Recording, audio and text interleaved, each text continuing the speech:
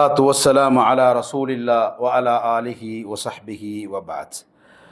يا أيها الذين آمنوا اتقوا الله حق تقاته ولا تموتن إلا وأنتم مسلمون. அன்புக்குரிய இஸ்லாமிய சகோதரர்களே, முஹர்ரம் மாதம் இஸ்லாமியருடைய ஆண்டுடைய ஆரம்பத்தின் முதல் மாதமாக இருக்கின்றது.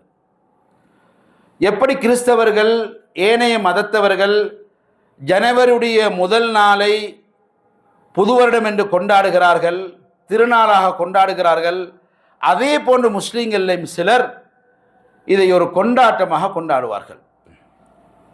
ஆனால் நபிகள் நாயகம் ஸல்லல்லாஹு அலைஹி வஸல்லம் அவர்களோ அவர்களை முறையாக கடைபிடித்த சஹாபாக்களோ இந்த முஹர்ரம் மாதத்தின் முதல் தேதியை கொண்டாட்டமாக கொண்டாடவில்லை.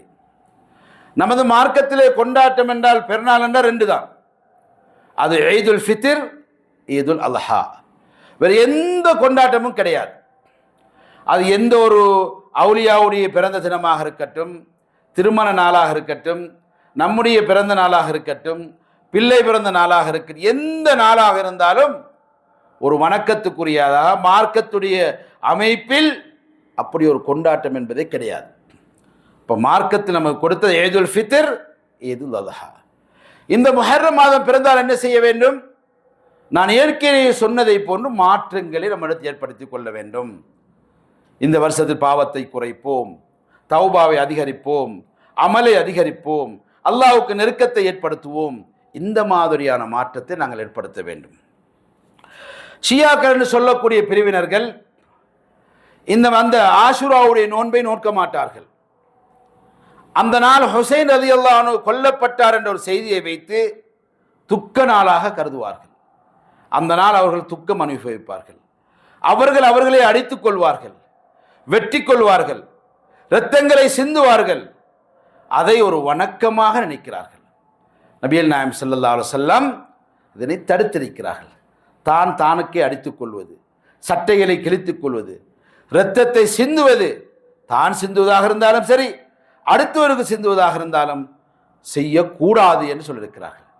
எனவே இந்த மார்க்கத்திலே நபிகளார் மூலம் காட்டப்பட்ட ஒரே இபாதத் அந்த ஆஷூரா என்ற நோன்பை நோட்பதாக இருக்கின்றது.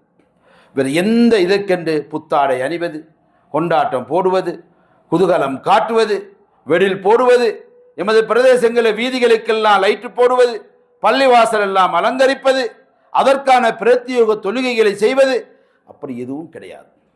நபிகளார் காட்டிய வழிமுறையை அதே போன்று நாங்கள் செய்ய கடமைப்பட்டிருக்கின்றோம்.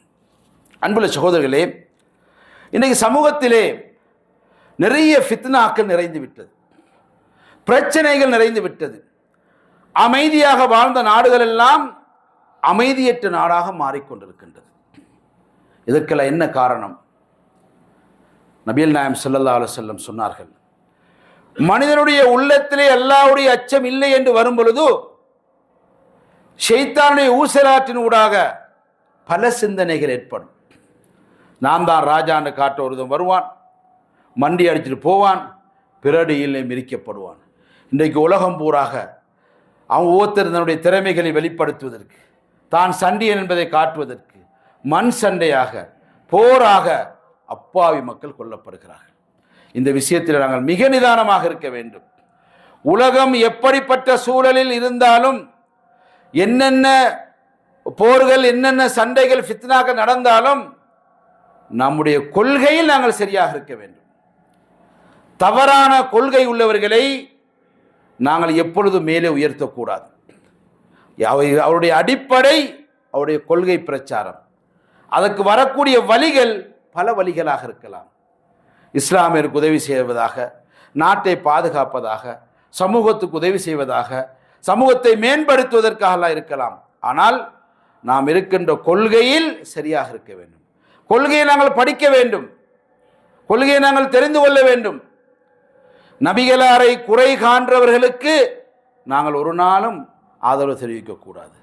உத்தம சஹாபாக்களை குறை காண்றவர்களுக்கு ஒரு நாள் நாங்கள் ஆதரவு தெரிவிக்கக்கூடாது. எனவே நம்முடைய ஈமானை பறிபோவதற்கு பல சோதனைகள் வரும், பல ஃபித்னாக்கள் வரும். மிக நிதானமாக இருந்து நம்முடைய ஈமானை பாதுகாக்க வேண்டும். ஃபித்னாவுடைய ஜமானில் ஈமானோடு வாழ்வது, ஈமானோடு மரணிப்பது என்பது அது அல்லாஹ் சுப்ஹானஹு வ தஆலா கொடுக்கின்ற தௌஃபீக்.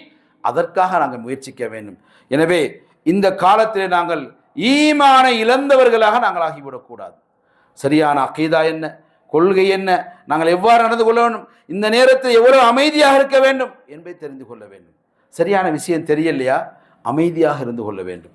அமைதி நம்முடைய ஏதோ சில தகவலுக்காக இன்றைக்கு உலகத்திலே நடக்க எல்லா ஃபித்னாக்களும் காரணம் ஊடகங்களாக இருக்கின்றது. இன்றைக்கு வரக்கூடிய வீடியோக்கள், ஆடியோக்கள், போட்டோக்கள் எல்லாமே செய்யப்பட்டது, பெரும்பான்மையானது அது சித்தரிக்கப்பட்டது. எங்களை கொதிக்க விடுகிறார்கள், ஆத்திரத்தை மூட்டி விடுகிறார்கள்.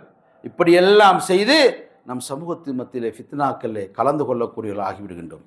சுருக்கமாக ஒரே ஒரு விஷயத்தை சொல்லி முடிக்கின்ற சகோதரர்களே, ஒரு நாட்டிலே அல்லது ஒரு ஊரிலே ஒரு சமூகத்திலே ஒரு பிரச்சனை, ஒரு ஃபித்னா ஏற்படுகின்ற சொன்னால் அதை நாங்கள் தடுக்க போய் பல ஃபித்னாக்கள் ஏற்படும் என்றிருந்தால் நாங்கள் மௌனமாக இருந்து கொள்ள வேண்டும். ஒரு ஃபித்னாவை தடுக்க போய், ஒரு பிரச்சனையை நிறுத்த போய் அதனால் பல பிரச்சனைகள் ஏற்படுமாக இருந்தால் அந்த இடத்திலே நாங்கள் மௌனமாக நாங்கள் இருந்து கொள்ள வேண்டும். ஒரே ஒரு ஃபித்னா இருக்கின்றது, அதை இல்லாமலாக்க போய் அதனால் பல நூறு ஃபித்னாக்களை உண்டு பண்ணக்கூடியவர்கள் நாங்கள் ஆகிவிடுவோம் என்றிருந்தால் பெரிய ஒரு வழிகேடர்களை நாங்கள் ஆகிவிடுவோம். எனவே இந்த காலத்திலே பொய்கள் பரப்பித் திரிகின்ற காலத்திலே, அபூ ஹனீஃபாவுடைய காலத்தில் பொய்யர்கள் அதிகமாக இருந்தார்கள். அதனால தான் அவர்கள் சிந்தனை ரீதியான மார்க்க சட்டங்களை சொன்னார்கள், ஹதீஸ்களை ஏற்றுக்கொள்ளவில்லை. ஆனால் இன்றைக்கு ஊடகம் என்ற அடிப்படையில் பொய்கள் மலிந்து காணப்படுகின்றன. இது பொய்யா இருக்காது என்று சொல்லுகின்ற அளவுக்கு, நம்புகின்ற அளவுக்கு அவைகள் சித்தரிக்கப்பட்டிருக்கின்றன. எனவே மிக நிதானமாக நாங்கள் இருந்து எங்களுடைய ஈமானை பாதுகாத்து கொள்ள வேண்டும். எல்லாம் அல்லாஹ் சுப்ஹானஹு வ தஆலா நம் அனைவருக்கும் அருள் புரிவானாக, ரஹ்மத்து செய்வானாக, ஈமானோடு வாழ்ந்து மரணிக்க தௌஃபீக் செய்வானாக. வல்ஹம்துலில்லாஹி ரப்பில் ஆலமீன்.